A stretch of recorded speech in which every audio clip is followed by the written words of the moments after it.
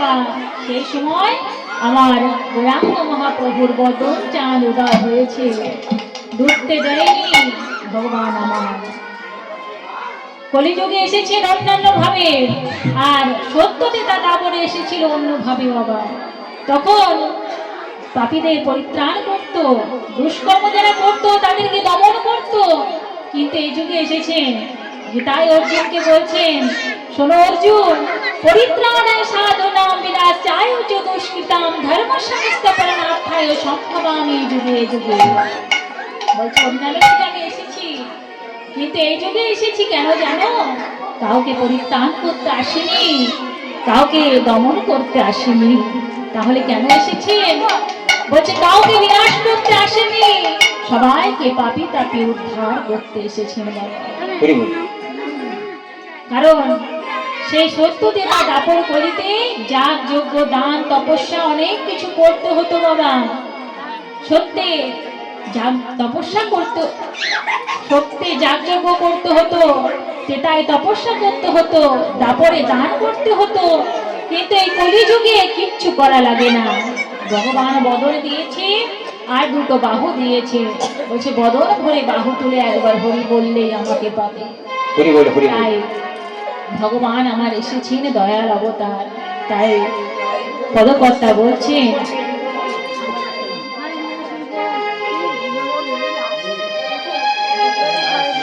তাই পদকর্তা বলছেন, গোরা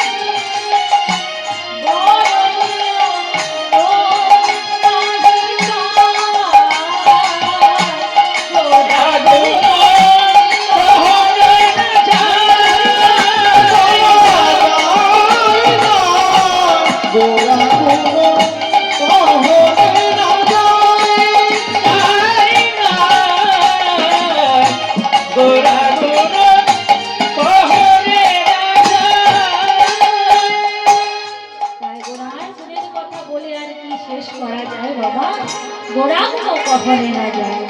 তাই রাম মহাপ্রভু একটা জায়গায় বলছেন, তেনাদপি শুনেছে না তরুণী বৈষ্ণনা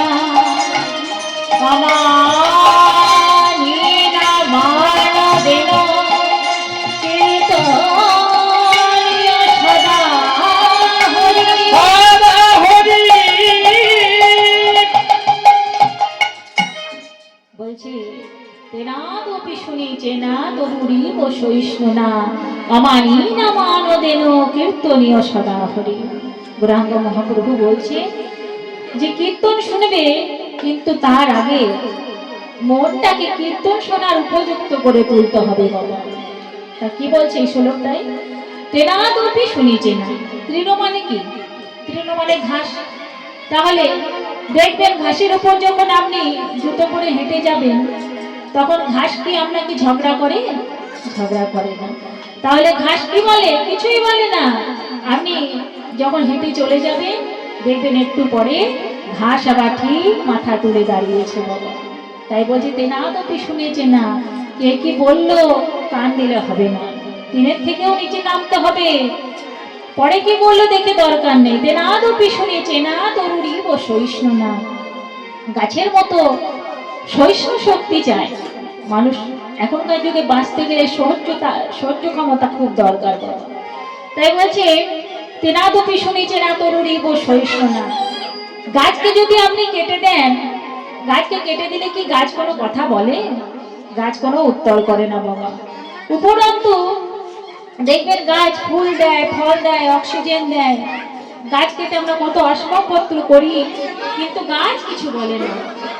তাই তেনাদপি শুনেছে না তরুরী ও সহিষ্ণু না অমানিনা মানবেন কীর্তনীয় সদা হরি। বলছি যাকে কেউ সম্মান করে না, তুমি তাকে সম্মান করো।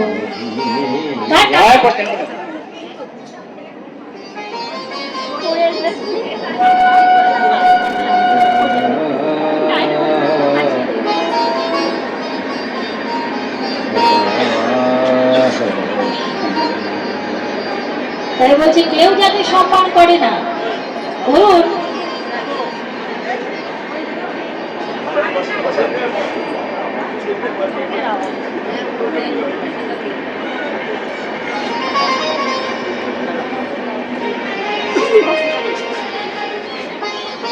তাই বলছি যে কেউ যাকে সম্মান করে না, ধরুন কোন বয়স্ক ব্যক্তি বাবা আপনাদের ঘরে ভিক্ষি করতে এলো, আপনি কি তাকে জল চা খাওয়াবেন? খাওয়াবেন না। কেন কি? সে ভিখারি, তার টাকা পয়সা নেই বাবা। কেউ কি বলবেন আমার বাড়িতে এসো চা জল খেয়ে যাও? কিন্তু আমাদের মুখ্যমন্ত্রী যদি রাস্তা দিয়ে পেরিয়ে যায়, তাহলে কে ডাকবেন খুঁজে পাবেন না বাবা। যার বাড়িতে আসবে তার জীবন ধন্য হয়ে যাবে। কেন কি? তার নাম আছে, যশ আছে, খ্যাতি আছে, টাকা পয়সা আছে। কিন্তু তাই করলে হবে না। যার টাকা পয়সা নেই, আপনার থেকে বয়সে বড় হলে তাকে সম্মান করতে হবে, গরিব হলে দেখলে হবে না। তাই বলছে অমানিনা মানবেন কীর্তনীয় সদা হরি। আগে সবাইকে তুমি ভালোবাসতে শেখো, সবাইকে সম্মান করতে শেখো, তবেই তো কীর্তন আসরে এসে বসবে, ভগবানের সামনে নাম করবে। তাই ভগবান আমার অবতার দয়াল গৌরাঙ্গ মহাপ্রভু সব যুগ অবতার হয়েছে, তার স্বরূপ জেনে আমাদের কোনো লাভ নেই। সে এসেছি, আমরা এই জগৎ মাঝে এসেছি বাবা, মানব জীবন পেয়েছি, 84 লক্ষ জনি ঘুরেছি। আগুরাং লক্ষ বিংশতি নব লক্ষশ্চ জলজা কিমিরাং রুদ্র লক্ষশ্চ 10 লক্ষশ্চ জন্মজা 30 লক্ষ পচনাঞ্চ 4 লক্ষ মানবা। এতগুলো জীবন ঘুরে এত সুন্দর মানব জীবন পেয়েছি, ভগবানকে ডাকার জন্য পেয়েছি। তাই কি বলছি, রজনীকান্ত সেন বলছি তোমার স্বরূপ জেনে আমার কোনো লাভ নেই প্রভু। আমি এই জগৎ মাঝে এসেছি তোমার সেবা পুজো করব, আর জীবনটাকে আমি উপভোগ করব। তুমি অরূপ স্বরূপ সগুণ নির্গুণ দয়াল ভয়াল হরি হে। আমি কি না জানি, আমি কি না বুঝি, আমি কেন ভেবে মরি। তুমি অরূপ স্বরূপ সগুণ নির্গুণ দয়াল ভয়াল হরি হে।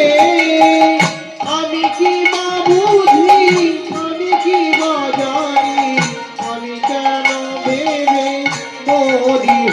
অরূপ স্বরূপ সগুণ নির্গুণ দয়াল ভয়াল হরি হে।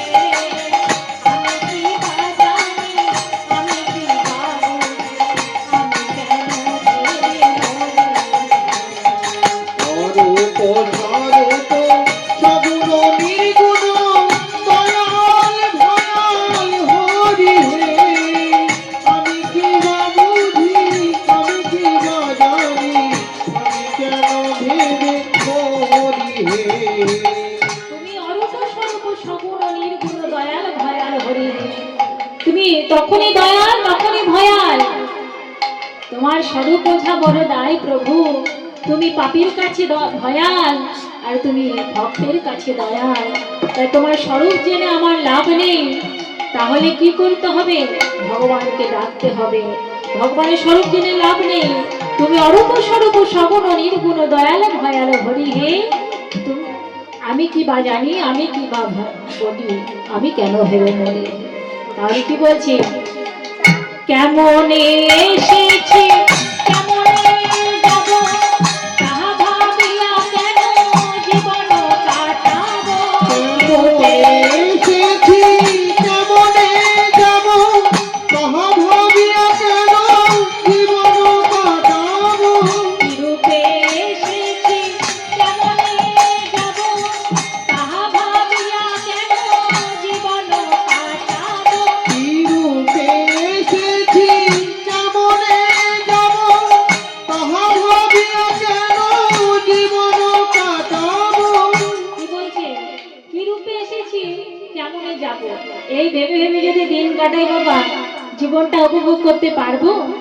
যদি ভাবি জন্মের সময় কতই না কষ্ট পেয়েছি, আবার যখন মৃত্যুবরণ করব কতই না কষ্ট পাবো, সারাদিন যদি এই ভেবেই দিন কাটিয়ে দিই, তাহলে কি জীবনটাকে উপলব্ধি করতে পারবো? আমার দরকার কি?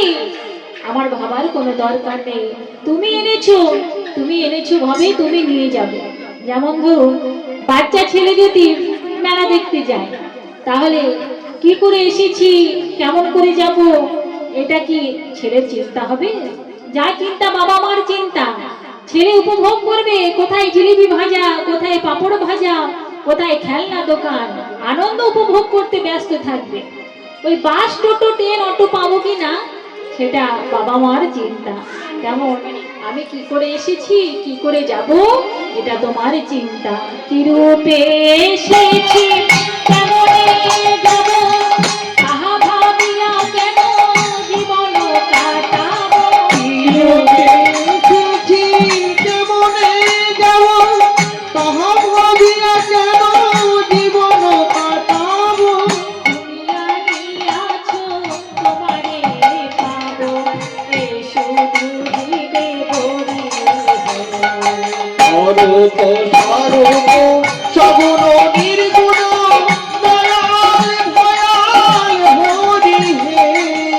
আমি কি বা বুঝি, আমি কি বা জানি, আমি কেন ভেবে মরি হে।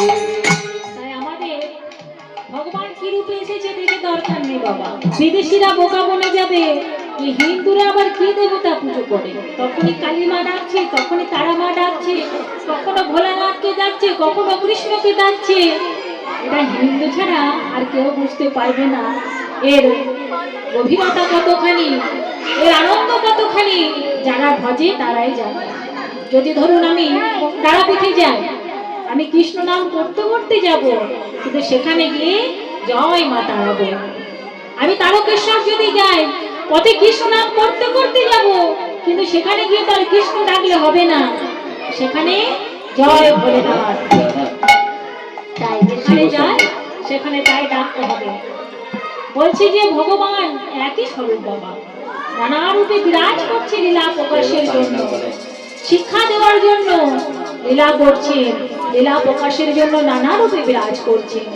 কেউ বলে শিব আগে, কেউ বলে কৃষ্ণ আগে, কিন্তু কে আগে দেখে লাভ নেই। যাকে ভালো লাগবে, কারো যদি কৃষ্ণকে ভালো লাগে কৃষ্ণকে ডাকবেন, কারো যদি ভোলানাথকে ভালো লাগে ভোলানাথকে ডাকবেন, কেউ যদি মায়ের স্বরূপ ভালো লাগে দুর্গা মা, কালী মা, তারা মা, যাকে ইচ্ছে ডাকবেন। কোনো রাগ দুঃখ কারণ নেই। তাই কি বলছেন, এত জটিলতা রেখে লাভ নেই। না রাখি জটিল ন্যায়ের বার্তা, বিচারে বিচারে বারে আশালতা, আমি জানি তুমি আমার দেবতা। না রাখি জটিল ন্যায়ের বার্তা, বিচারে বিচারে বারে আশালতা, আমি জানি তুমি ভাই বলে ডাকি প্রাণ হারাই, ডাকিতে ডাকিতে জীবন জুড়াই, তাই বলে ডাকি ডাকিতে ডাকিতে জীবন জুড়াই, ভাই বলে ডাকি প্রাণ হারাই, ডাকিতে ডাকিতে জীবন জুড়াই, যখন যে রূপে প্রাণ ভরে যায় সেই দেখে প্রাণ ভরে তুমি সগুণ নির্গুণ দয়াল ভয়াল হরি হে, আমি কি বা বুঝি, আমি কি বা জানি, আমি কেন ভেবে করি হে।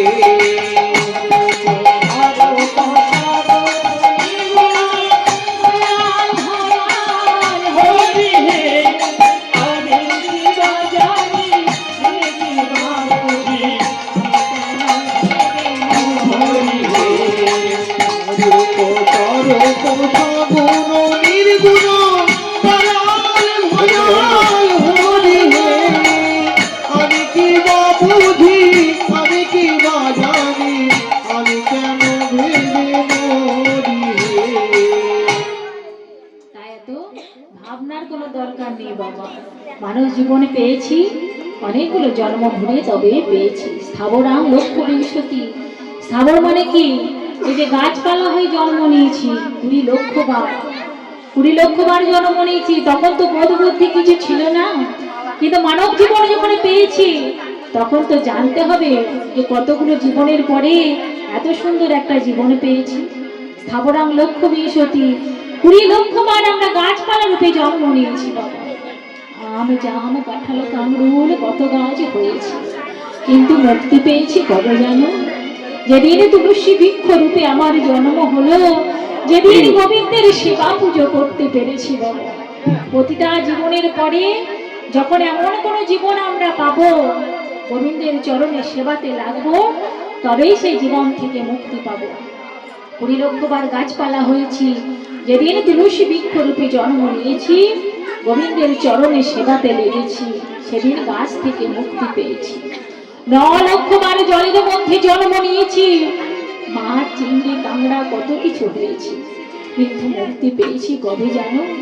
যেদিন শঙ্খ রূপে আমার জন্ম হলো, যেদিন গোবিন্দের সেবায় লেগেছি, সেদিন জল থেকে মুক্তি পেয়েছি। স্থাবরাম লক্ষ্য বিংশতি নবলক্ষশ্চ জলজা কৃমিনাং রুদ্র লক্ষশ্চ,